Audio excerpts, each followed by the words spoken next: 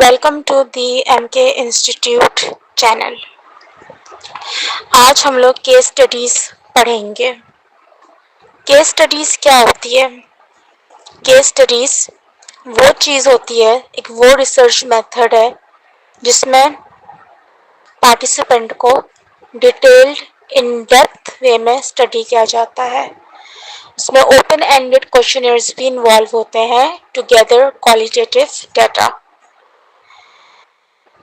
Single family पर भी case study होती है, इंस्टीट्यूशंस पर भी केस स्टडी होती है और उस पर उसमें ओपन एंडेड क्वेश्चनर्स भी होते हैं। केस स्टडी जो होती है वो डिफरेंट टेक्निक्स के थ्रू होती है। डिफरेंट टेक्निक्स के थ्रू जो है वो डाटा जो है वो गैदर किया जाता है। For instance interview, through observation and through self-report. I mean not self-report, questionnaire. Yes.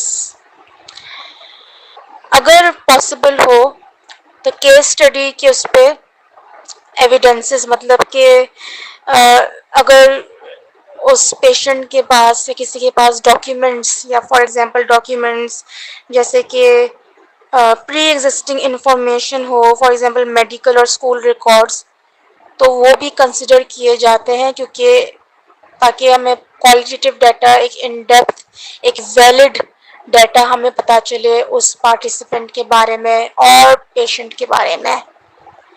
ठीक है, तो ऐसा भी है कि जो पार्टिसिपेंट होता है उसके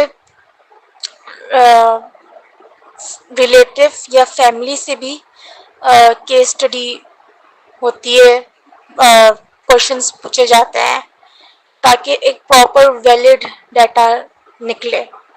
सही है। अनदर थिंग इज दैट कि अगर केस स्टडी जो है उसको हम रिसर्च मेथड के थ्रू, यानी किसी जब रिसर्च करना है और हम केस स्टडी की मेथड हम यूज़ कर रहे हैं, तो दैट डजंट मीन कि हम जो है वो हमारा मेन एम ये है कि थेरेप्यूटिक पर्पस हमारा मेन एम है। नो, अगर थेरेपी की उससे अगर केस स्टडी हो रही है देन इट्स ओके।